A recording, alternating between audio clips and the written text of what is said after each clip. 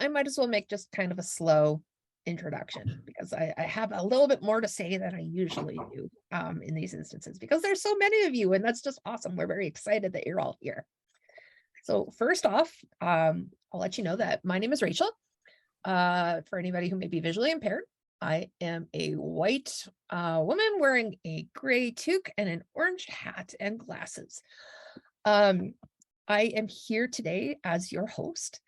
I am the usual host on a monthly basis with Luke's Legacy Family Research Rounds. And if you are unfamiliar with this monthly event that we have, I'm just actually going to put in the chat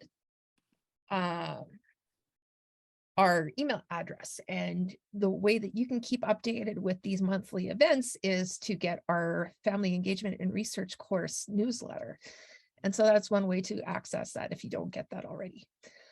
Now, the reason why we have these monthly events is that we are part of a larger entity, as I mentioned, called the Family Engagement and Research course. Some of you are students, some of you are grads, some of you, this may be a new concept, but just short explanation. This is the knowledge mobilization component of it. So we understand the fact that people, when they partner in research, also need to understand about the greater world of knowledge that kind of comes when we partner together and things like that. So we try to democratize information along the way while we also support people in learning how to partner better. And so the reason why it's called Luke's Legacy Family Research Rounds is that it was actually created in memory of my son who passed away in 2020. He was a young disabled teenager who loved the idea that everybody thought that, or that he felt that everybody should understand that he deserved a seat at the table. And that was just how he kind of walked through the world, understanding that, it's just, I have something to say and I need to share that with the world. And it's that principle that we kind of brought together to understand the fact that we want to share that opportunity for people to have a voice on a monthly basis, learning about vital information about childhood disability and child health in general. And so this became a monthly event that we try to share new research, ongoing research, things like that. And one of the things that we like to do there's a few things we like to do in this situation. One of them, we understand the fact that whether you are a clinician or a parent, you in this room right now are considered a colleague. And for us, that's a very important point because that also means that you have a mutual understanding of the power that comes in the space that we occupy right now. And that is the fact that you can share thoughts, you can share experiences, you can share opinions, and that we all share this space together. And so there's a mutual collegiality that comes with that, and we really appreciate that. The other aspect that we also understand as well too with the structure of this is that because it's in Zoom and we don't get the luxury of getting to know people in person, but one of the things that we also understand is the fact that there's a little bit of an emotional benefit that comes from being able to kind of offload all the thoughts that you've had from a really great conversation or any things that you've learned. So we will go for the full hour, but we also have an opportunity for an added half hour afterwards, which is entirely optional. You can come if you are a speaker, you can come if you're a clinician, you can come if you're a parent. And if you want to just talk for about half an hour about what we learned, things like that, any sort of interesting thoughts that you have, we will have an informal conversation for the added half hour after this current hour. Now, before we get started, I just wanted to take this opportunity to say that I'm coming to you from Calgary, Alberta on Treaty 7 territory.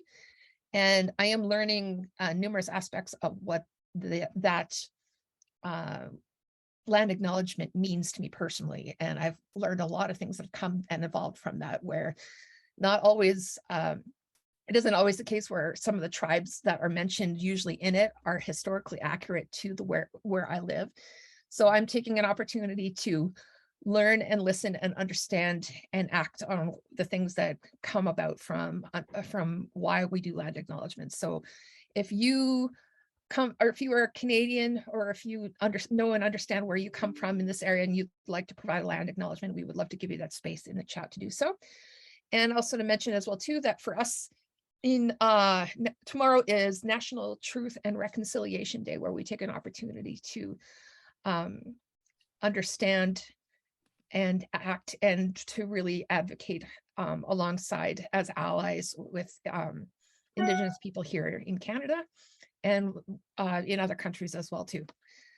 And so right now, I want to introduce you to our team talking about measures of processes of care and the work and what we have learned so far about the creation of measures.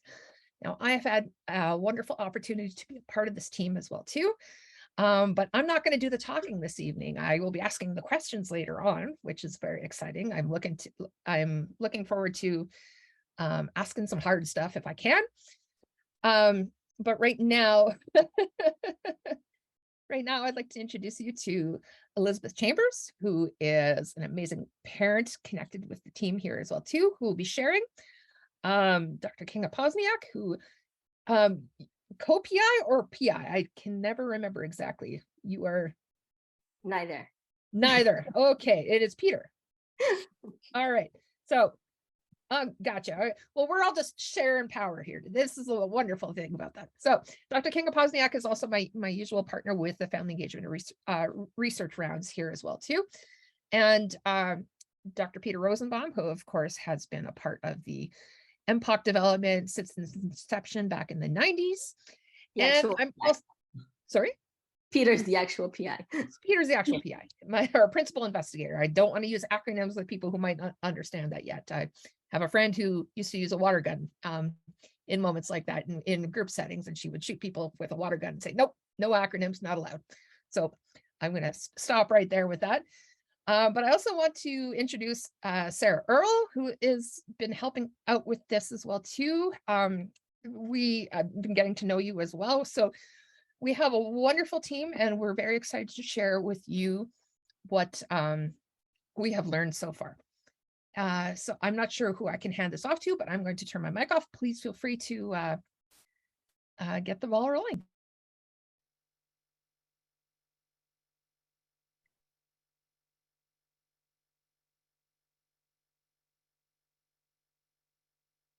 Okay, can everybody see my screen? All right. In that case, Peter, I believe you start, and you just navigate me and I will move you forward. Okay, well, a couple of quick comments. One is that the principal investigator is the person who has their name at the top of the grant, but they're not necessarily the people that do the work and deserve all the credit. And Kinga is leading this project very actively, and Sarah is her right hand on all of this. I look smart because I got smart friends. What we wanted to do very briefly was give you, next slide, a very brief overview of measures, because as I think you know, we're going to be telling you a little bit about the work we're doing to improve a measure of family-centered service that we started many years ago. So the question is ask the questions: what are measures? Why do we need them? And how do we use this measurement information? And this is a 2-minute run through a whole lot of technical stuff, but basically so that people have a sense of why we're doing this. Next slide, please. Oh, sorry, no, Kinga's right. I told you she runs the show. But what are measures? Measures are tools. And when I lecture in person, I take out my Swiss Army knife and hassle somebody in the front row who I accuse of having asked for a screwdriver. And I take out the screwdriver and I show them this, and they say, no, that's no good. And we go on like this for a while, and I can draw this out. Basically, finally, I say, what do you need a screwdriver for? And they say, the screw on the corner of my glasses is loose. And I say, aha. And I take out, as I literally have, a screwdriver specifically designed for that job. The other screwdrivers I showed them were all perfectly good screwdrivers, but they didn't say I need a screwdriver for this purpose, and I didn't know what they needed. So I gave them several tools that are perfectly good tools, but not the right tool for the right job. And so we always encourage people to say, what's the question? And this is one of my favorite slides, and we've had discussion about whether the teacher should get 0 out of 10 and the kid should get 10 out of 10. But the kid found X. And so if the question had been, what is the value of X, or solve for X, or what's the length of the hypotenuse, those would have been good questions. This was a lousy question. Next, please. So what do measures do? Measures can do one or more of several things, but again, like my screwdrivers, we need to be specific about what we're looking for. So a measure might describe something. So the pediatric evaluation of disability inventory is a tool that many of us use that gives us a description of aspects of functioning of a child or of a person across many dimensions. It describes them. A measure may discriminate, and so an IQ test is meant to find where somebody is situated, or a length or a height measurement is meant to tell us how tall is this child in relation to other boys or girls of the same age. And that is discriminating whether they're tall enough or whatever. It may evaluate change over time, but the measure has to have been shown to be able to do that. So the gross motor function measure is an example that physios will be familiar with, and parents of children with cerebral palsy will be familiar with. And that was specifically designed and demonstrated to do the job. And then sometimes measures are created or have the capacity to predict the future. So if you ask me about a child, a 3-year-old with cerebral palsy, and you tell me what their GMFCS level, their gross motor function classification level is, I avoided the water gun, we can tell you, because we have evidence to show this, that what this child's motor development will be as they grow up. But again, always, what's the question? What is the purpose? What is the measure you want what is it you want the measure to do? Next, please. So how do measures work? One slide. They have to be reliable. That means if I use it today and tomorrow, I have to get the same answer. If I use it and you use it and we're both trained, we should get the same answer in the same circumstances. So I have to be reliable or consistent with myself. We have to be consistent with one another. And of course, if there's complexity in using the measure, we have to be trained to use it. Not just that it's a great tool, but it's a great tool that we've learned how to use. And the other thing the measure must be, next click, is it has to be valid. So if we look at the graphic on the bottom right, we see that in this case, the 3 arrows are consistent. So the archer is reliable, and they've also hit the bullseye. But if these 3 arrows were up at 11 o'clock in the far corner, we could say they're reliable, they're consistent, but they're not hitting the target. So they're not actually getting the right answer. So what's the question we want? And what's the answer we're looking for? Next, please. Now, measurement is a process. So we have to use the right tools in the right way by people who know how to do this. And without beating this to death, sometimes people will take part of a measure and use a bit of it. And that's actually not quite the way it was developed or meant to be used. Next, please. So again, the measure may be a good tool, but is the user capable? And I've already referred to that. Have they been trained to use it? Because you sometimes can't just read the manual. You actually need some training because there's some interpretation involved. What's the starting position for this, assessing this motor task? Or can the parents help the child when the task is being done? And sometimes they can and sometimes they can't, but we need to be consistent in how we use it. Next, please. So the measure of processes of care, and because I'm out of range of the water gun, MPOC was created published in 1996. It was created during the last decade of the 20th century. And it was meant to be a measure of parents' experience of family-centeredness. So we were asking the people whose experience we were interested in. We weren't asking clinicians, are you family-centered? Because of course the answer would always be yes. Are you nice people? The answer would always be yes. We asked the parents, what is it? Here are a bunch of things that people tell us are important. Are you experiencing this? And it was meant to be used for program evaluation and for research. We created a number of knowledge translation tools, which are available on the CanChild website, facts, concepts, and strategies. And these are being updated, but they're still pretty reasonable, I think. So this is the background. So why are we, if we did this, why are we bothering to do it again? And the answer is, I think on the next click, we'll see. Oh, this is a brief sideline. One day when we had nothing to do, we created a companion measure to MPOC.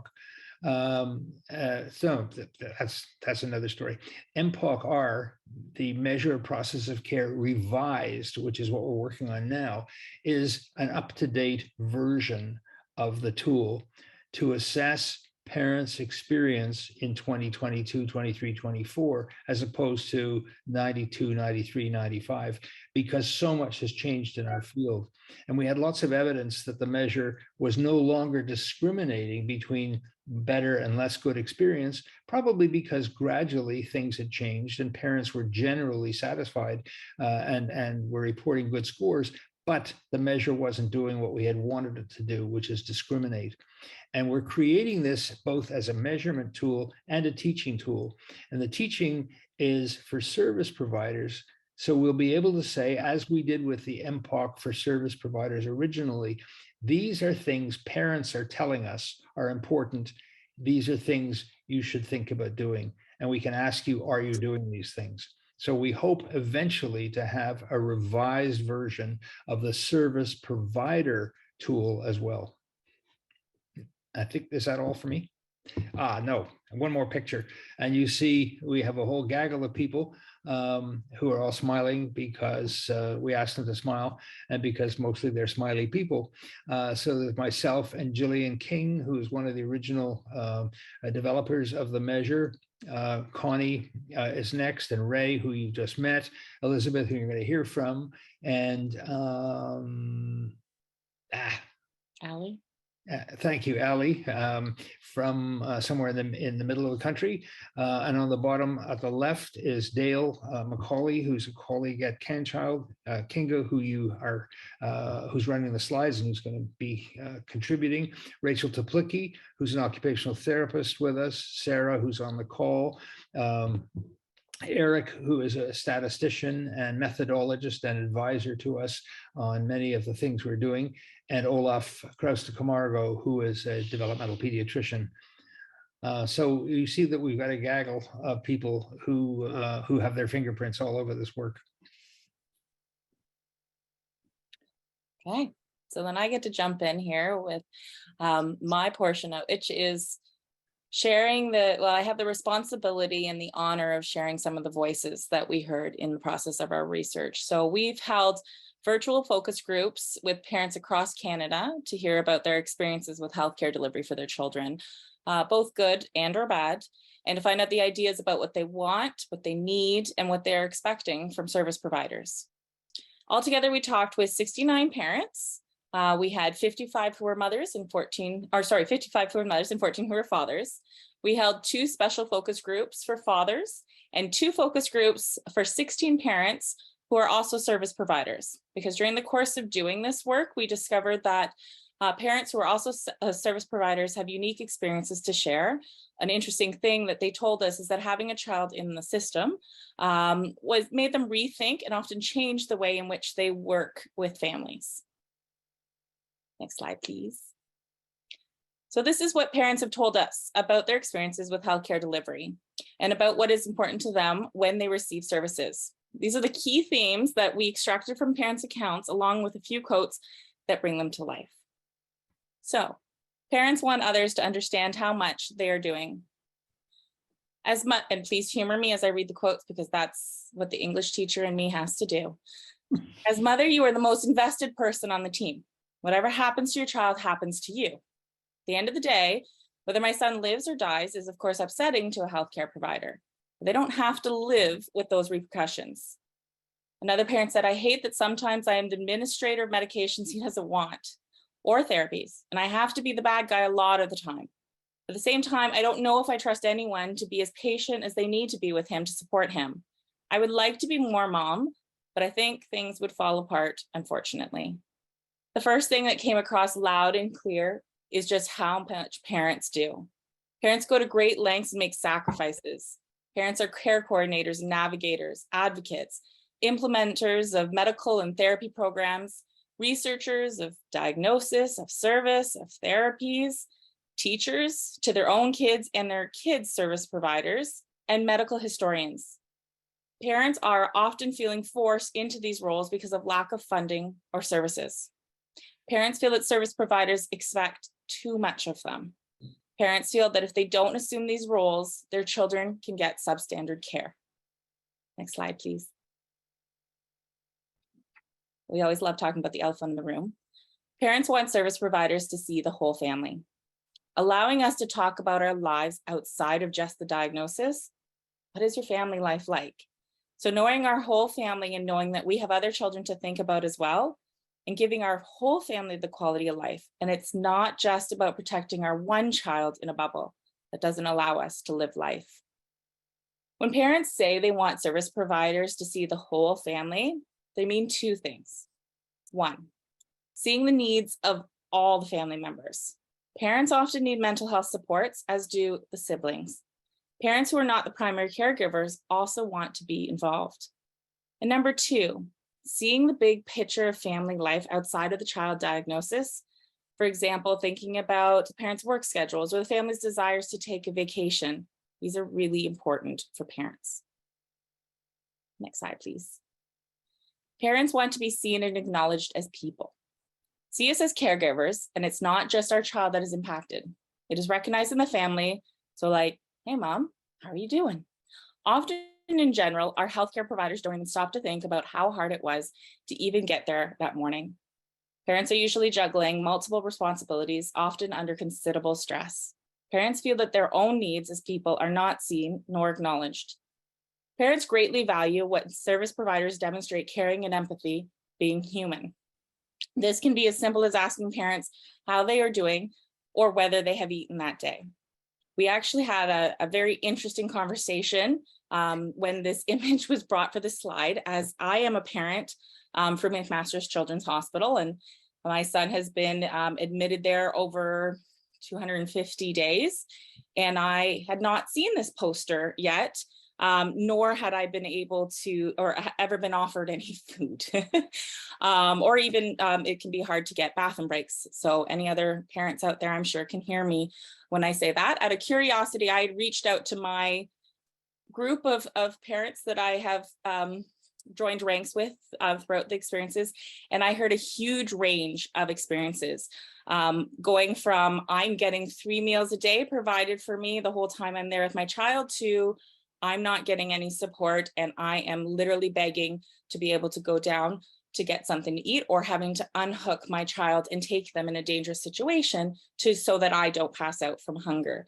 I did also find out that this poster is fairly new. It's part of the food security project started by Mac's Family Advisory Council in the winter and early spring. So it's being slowly rolled out. So we're keeping hope that it's going to become more of the norm, but it did start an interesting conversation as a side note. Next slide, please. Parents want to be treated with respect. I basically got told that it was my fault that she had behaviors the way that she did. And it was our parenting style and I need to be more consistent. And I'm like, I am so consistent that it hurts. But this provider would not listen to me at all. I left in tears after that appointment. Parents feel that service providers make assumptions about parents based on their socioeconomic background, race, ethnicity, or religion, gender, education, or occupation. Parents reported receiving disrespectful and condescending comments, for example, calling a parent emotional mom. Parents also feel that they were often blamed or guilted for their children's conditions and sometimes threatened with children's aid. Parents want service providers to listen to what they say and treat them with respect. It was quite disheartening when we actually heard one parent who said that she has found through experience that she needs to send her Caucasian husband in to appointments first in order to be treated with respect. Next slide, please. Parents want service providers to be informed. That doctor walked in and said, so I read these studies. There are 10 other Dravet kiddos. My jaw just hit the floor. I could not even respond to him. You are the first person that I have not had to give the Coles notes of what Dravet syndrome is, what we should look for, or the comorbidities. He walked in and had done his work and I was floored. I could have just kissed the man. Parents are tired of having to repeat their story over and over because service providers don't take the time to read the chart. Parents appreciate when service providers took the time to bring themselves up to speed on the child's situation, to seek out relevant information if they did not have it, for example, in the case of rare conditions, and to consult with other service providers as needed. Next slide, please. Parents want service providers to assume hands-on tasks. The little things that take a burden off of me. For communication device right now that we're trialing, those little things while you're trying to put pictures on and print pictures and find pictures. And I don't want to deal with any of that. Can you just send me a file that's already done? Parents feel that service providers put a lot of expectations on them and that they are left alone to carry the load. Parents appreciated when service providers did things to take the load off their plates, like set up a communication device for the parent. Some of the parents told us they wish therapists would take a more hands-on role with their children, as opposed to merely consulting parents on how to do the therapies themselves. Next slide, please. Parents want services and resources tailored to child's needs. Pediatric neuropsychologists actually took it one step further and looked at where we lived and looked into addresses, names, and phone numbers of people or companies that could help us with those services. He phoned 3 local places that provided this type of tutoring and specifically spoke to someone there saying, I have this 5-year-old and this is what I came up with, and would you service him? Then he let us know which one of the 3 would service our child. Parents often lack information about services and supports, and they don't know what they don't know. Parents feel that service providers don't provide parents with these information. Instead, parents have to do their own research and have to find things out from other parents. Parents really appreciated when service providers provided individualized recommendations for services that were tailored to their child's needs. Next slide, please. And my image that I really want on a t-shirt of the peanut butter and jam. Parents want to work together with service providers. Our neuromuscular doctor sent me some research articles he found for me to look at. And he said to me, and this guy's brilliant, he said, if you come across anything, please send it my way and I will look into it. To have that open dialogue and someone that respects that invisible parent backdoor research stuff we are doing all the time, and to share with me what you find. That was everything to us. Parents often talked about feeling as though service providers don't listen to them, that their concerns are not taken seriously, and that their knowledge about their child and the child's condition is not valued and is sometimes simply dismissed. Parents may not be the medical experts, but over the course of their child's life, they have invested an enormous amount of work educating themselves on their child's condition.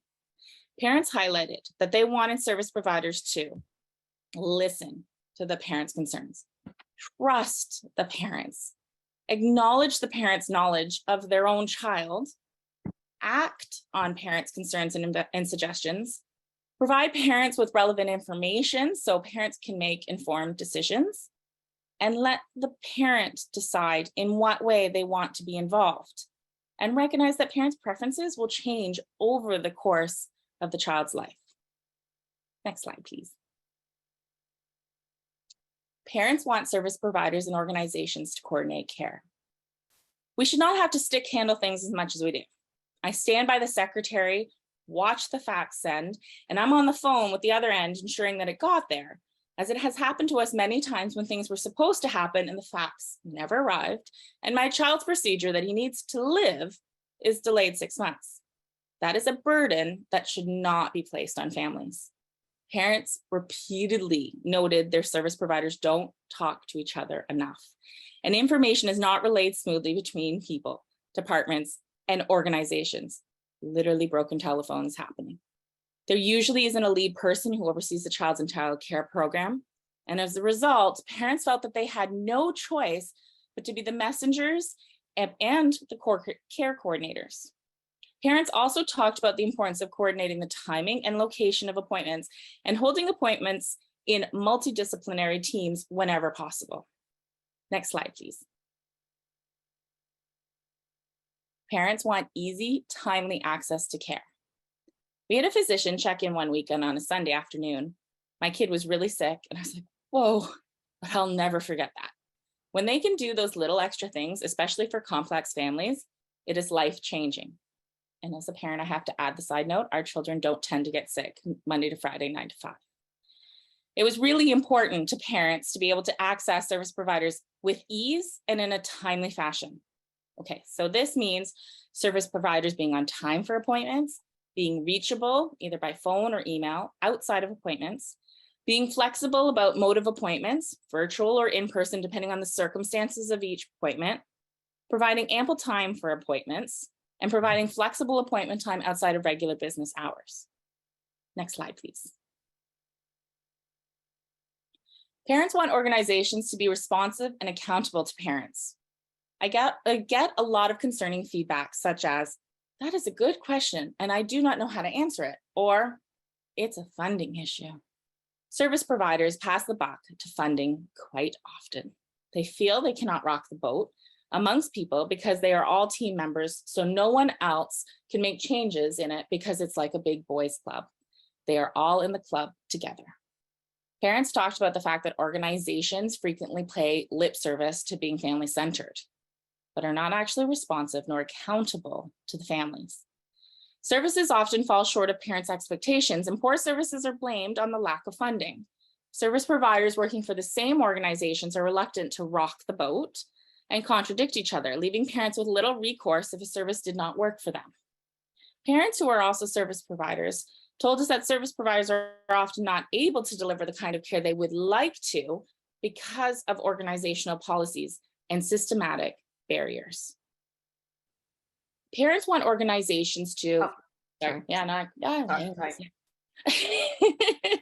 Parents want organizations to be transparent about the wait times.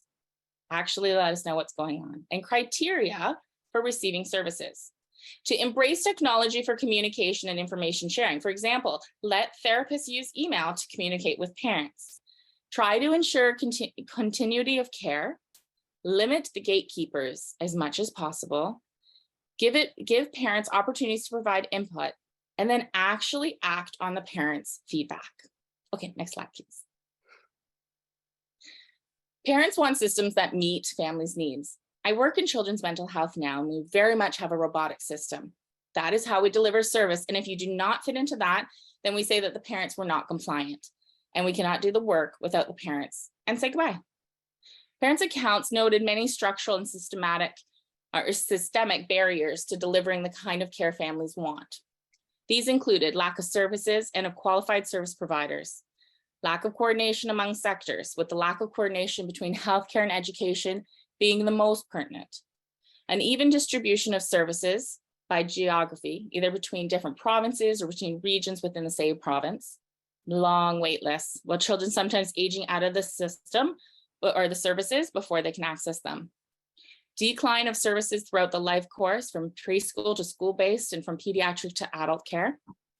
Services are often diagnosis-based rather than tailored to the actual needs of the child and family. Financial burden of care, insufficient funding, high cost of private therapies. Lastly, services are too rigid and cookie cutter, meaning if a particular service does not work for the child or the family, there's no flexibility to provide a service that is tailored to them. Parents who were themselves service providers noted that the systemic barriers, such as high caseloads, prevent service providers from being able to deliver the care they want to. As a result of these shortcomings, parents saw themselves as having no choice but to subsidize the system with their own unpaid labor in order to fill the gaps. As the parents saw it, the system is not set up to value what families think and want and need a cultural shift. As a team, we thought of this when developing our logo, which you see in the bottom corner of their screen right now for the MPOC 2.0, where we truly wanted to emphasize the importance of putting the patient at the center of everything we do for them and with them. Now over to Kinga. Thank you, Elizabeth. So where we're at right now in our process of developing the new MPOC tool is we've taken all of these ideas that Elizabeth has summarized for you. And based on those ideas, we have created the first draft of the new MPOC tool. And now we're putting this tool through a series of tests.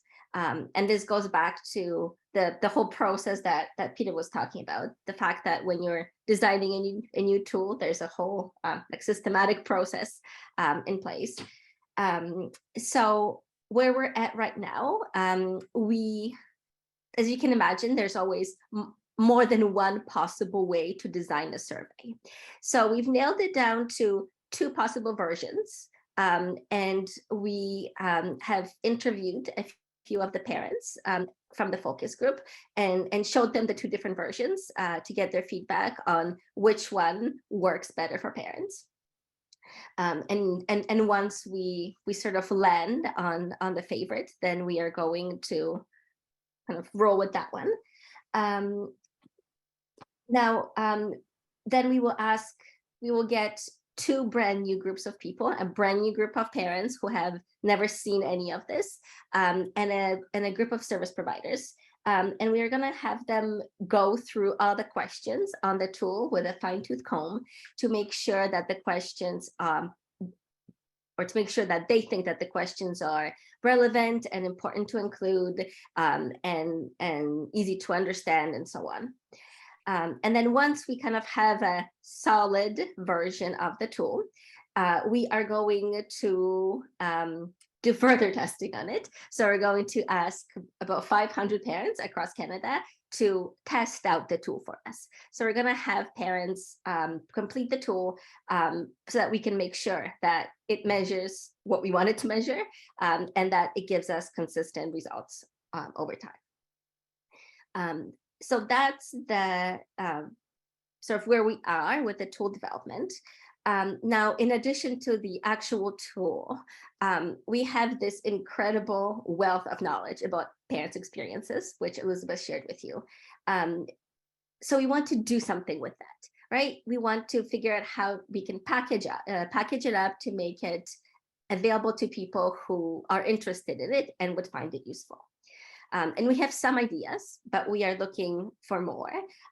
So for example, we already have some tools on CanChild website about family-centered service, which are in need of an update. So I think that's an easy thing that we can definitely do. And I think some service providers do look at that stuff because they told us they do. So if that's something that people find useful, we will certainly do that. CanChild already does workshops on family-centered service, and the F words, if you're familiar with the F words, for places like children's treatment centers across Ontario. So I can see us incorporating this knowledge into the content of those workshops. But we really wanted to get your feedback on whether these ideas resonate with you as parents, as service providers, and then what would you like us to do with them? Who do you think needs to hear it? And in what format should we make this available? So I'm just looking at the time, and I will open up the floor for conversation to make sure we have lots of time to talk. So very quickly, let me just say thank you, first of all, to all the parents who took the time that they don't have to come out and share a little piece of their lives with us. And thank everybody who came out today to hear us share this with you. And if you are interested in sort of keeping in touch with us and seeing how the tool unfolds, if you are by any chance interested in contributing to any of the later phases of this work, the best way to do that, here's a few different ways that you can stay connected with CanChild, and we're going to be sort of putting out this information through all of CanChild social media channels. The best way to get in touch with us directly, if you have any specific thoughts or questions about the MPOC tool itself, is to email us at mpoc2@mcmaster.ca, and we can plug that into the chat as well. So if you have thoughts or ideas or anything at all, we would love to hear from you. So I will now stop sharing so we can all see each other. And I think we should, actually, let me pass it off to Rachel, and Rachel will moderate the discussion for us.